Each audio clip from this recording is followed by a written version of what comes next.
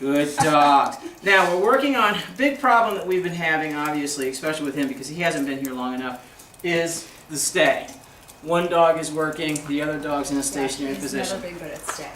Leash and collar, when they're both together, they don't, you know, we haven't really been doing a whole lot of enforcing downs because, again, you know, it's like what you tell if they're down. They have to be stationary. That's it. Stationary meaning your feet are planted. You're not spinning like a top. You're not dashing from one end of the dog bed to the other. You're not allowed to move. And we actually have a really good correction on this clip earlier because he was just acting like a moron. And between my son handling him and I finally came over and gave him 3 checks with the leash, and he's like, "Oh yeah, that's right. I'm not supposed to move." What they do in the stay at this point is immaterial. That they stay is the only thing that matters. And working one off of the other. She actually is great. She could care less. She gets a little aroused when it looks like he's having a little bit more fun than she is, but she has worked perfectly fine. We did the one stay, or the one where we were working them both on the door exercise and the phone rang, ended up a 4-minute stay. Oh.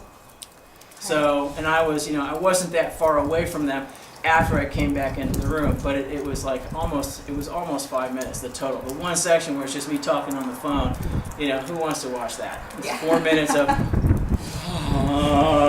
so basically, yeah, I mean, I could have gone into the kitchen, got a drink of water or whatever, answered the door, so on and so forth. And the point I'm trying to make is it's proactive behavior. It's not reactive behavior. So when you know there's a likelihood that a situation is going to occur, you walk in prepared, okay? You don't walk in and wait for something bad to happen and then correct them out of it. You prepare them by telling them in advance what you want them to do. I want you to leave it, and I want you to be quiet. And it works, especially with him when we're bringing dogs past, because these guys are in the kitchen. It's the warmest part of the house. It's also the most active part of the house.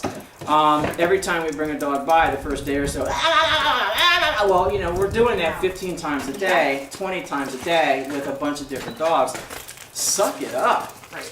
So what we started doing, and we do this with all dogs, is before we even get another dog, as we're approaching the kitchen, Romeo, quiet. Not a peep. Not a peep. Good. Mom doesn't have to kill you. You're going to be surprised at how much more control you have over these guys. You really are. So basically, all right, now that we've had, you can have the love fest. You can let them get your nice, pretty white jacket off. Who wears white to dog training? Oh, this thing's already gross. It's a bitch to videotape.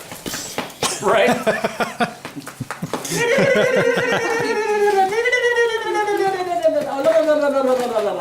Now, when you're done, tell them off, leave it.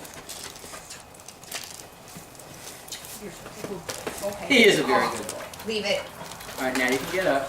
All right, now, I gave him a little bit of a prompt. I'm not saying you can't love your dogs. I'm saying that you have to be a little bit more respectful on how you deliver that love. If part of the problem you're having is overly aroused neurotic behavior, you don't want to give them that big giant love fest all the time. Right. Because it's like a drug. They keep seeking that. You know, Yeah, the going endorphins back start to mother. pumping. Exactly. So what we want is reward calm behavior. Good dogs. Yes. Off. Leave it. Leave it. Very nice. And I'm not withdrawing entirely, but I'm not giving him the satisfaction of acting like a dingus when my hand's present. And she basically doesn't care. She does, but she doesn't. She acts like she doesn't care. She acts like she's been beaten with a 2x4 her entire life. sensitive. And then as soon as it's something that she enjoys doing, good girl. I know. She likes walking on the leash. She doesn't like having to do anything other than that. She doesn't like coming when called. She doesn't like sitting and staying. She doesn't like kenneling. She doesn't like any of that. Good dogs. Okay. When you walk these guys on a leash, how are you walking them? One in each hand or both in one hand? Usually one in each hand. Okay. All right. Because he is always like this, and Riley's like always like Okay. this. So Well, she actually prefers to be in the center. I'm trying to get the smaller dog to the outside, and this is going to take some practice, but we're actually going to teach you how to handle both dogs Okay. in one hand. All right. All of the equipment that they have on is going home with them. But what we're going to do is, like the reins of the horse, double reins on a horse. Have you ridden in the past? Have you ridden with double reins? Probably just single. Okay. Well, you can separate them. All right. So one's on the bottom, and one's on the top. Okay. All right. So that way, and depending on where the dog is, you can determine, basically the tactile sensation is going to tell you what you need to do. Yeah. All right. So we're going to get these guys on the floor. Hold this for just a second. Come here, chunky monkey. Oh, there we go. Get on the bed. You can stick her. Well, okay. But We were gonna now, go on the we're going to do this one at a time first, so I Okay. can show you. Because these collars enable you to be able to control the most minute of behaviors without putting a lot of pressure on. Most leash and collar training is this.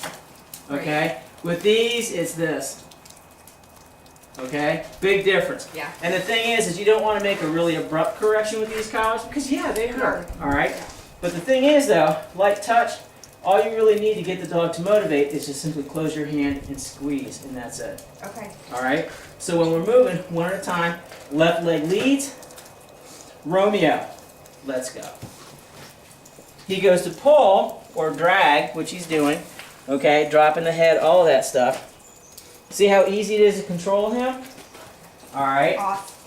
And she's the same. She has a tendency to drag behind you Yes. because she doesn't like the leash pressure. He's doing this now because you're over there. But he normally doesn't. There we go. And essentially, again, you march. Here's your orders. Let's do this.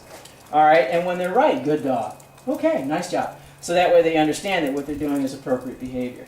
Now, if you notice, when I'm handling the leash, I'm handling it like this. Okay? These guys are so low to the ground. Normally, I advocate for just one leash, one hand handling, but because you're going to be having two dogs, I'm going to show you a technique on how to handle both dogs simultaneously. Okay. So what I want you to do is I want you to bring her over here. What is the thing? Let's go. Riley, let's go. Riley, let's go. Good. Good, good. Now, you're going to hand me the leash, and I'm going to swing her in just by stepping forward. Go ahead and drop it. All right, you see how my hands are separating it already? She's moving in. What I'm going to do is come forward. Let's go. All right. Now, Switch. he's already fighting. That's okay, because as long as I know where my leashes are, that's him, that's her. All right. Now, she's going to try and go back to the outside, and we have not had a lot of time to be able to work on this, just by virtue of the fact that doing this disables your ability to communicate with both dogs effectively. Because what's happening is you automatically default to, whoa, now like, Right. all right. So what we want to do is add a little bit of refinement so that way we can control one dog at a time or both dogs simultaneously. Now, when you're working with both dogs, you can't be going, Romeo, Riley, Romeo, Riley, Romeo, Riley. You have to come up with a name that addresses both dogs. Okay. When you're correcting a dog, you have to address that dog. So if Romeo is acting like a tool, it's Romeo, leave it. Okay? Or out, or quiet, or whatever. If it's both of them, it's okay, guys, kids, pups, dogs, whatever word you want to use. I just use guys. I used to use ladies until all of my dogs became boy dogs. So, all right, guys, you ready? Cue word. She knows what it is. He basically has a tendency to ignore it. Yeah. Romeo, are you ready? Riley, let's go. So now I have a leash in each hand, or each portion of my hand. And you see how she kind of drags behind? Okay? By having my hand fixed, she can't refuse. Let's go. All right, I'll tolerate some jockeying for position. I won't tolerate it for long. Keep the pace. And I want the smaller dog on the outside. Good, good. Quit. Good, very nice. Good, good. Okay, just by virtue of the fact that it's easier to control the smaller dog on the outside than it is the smaller dog on the inside. She actually prefers to be on the outside, or to be on the inside. But she requires confidence, so we force her to the outside. And here